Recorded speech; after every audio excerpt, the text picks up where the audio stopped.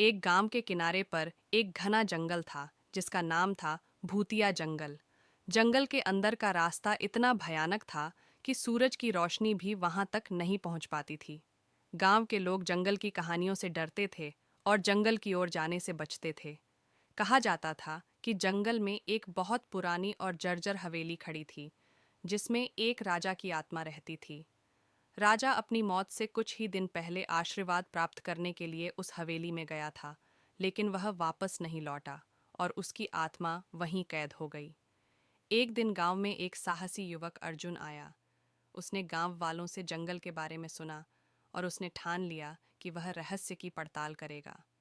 अर्जुन ने अपने कुछ साहसी दोस्तों को इकट्ठा किया और उन सभी ने मिलकर जंगल में प्रवेश किया।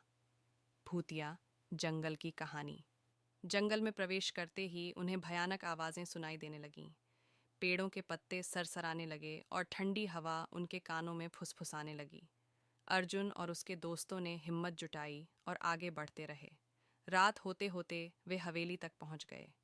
हवेली से एक अजीब सी रोशनी निकल रही थी। उस रोशनी को देखकर वे सभी समझ गए कि यहाँ कुछ अलौकिक है। उन्होंने हवेली के अंदर कदम रखा और देखा कि हवेली के अंदर का दृश्य किसी रोशन महफिल की तरह था।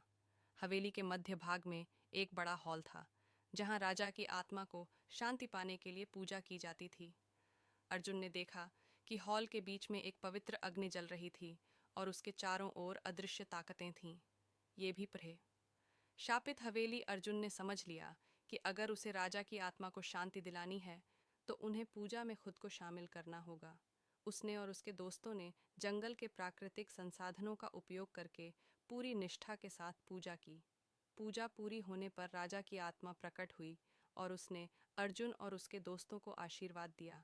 राजा की आत्मा मुक्त हुई और जैसे ही वह ऊपर आकाश की ओर बढ़ी, पूरे जंगल में एक अजीब सी शांति छा गई। गांव वाले जब ये दृश्य देखने के लिए जंगल की ओर दौड़े तो वे हैरान रह गए।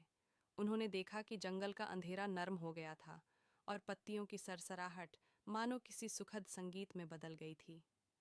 अर्जुन और उसके दोस्तों के साहस और ज्ञान के कारण जंगल अब भूतिया नहीं रहा। लोगों ने उन्हें अपना हीरो माना और भूतिया जंगल अब एक पवित्र जंगल के रूप में जाना जाने लगा। कहानी से ये सीखने को मिलता है कि साहस और सच्चाई की राह पर चलने वालों का मार्ग ईश्वर हमेशा प्रशस्त करते हैं।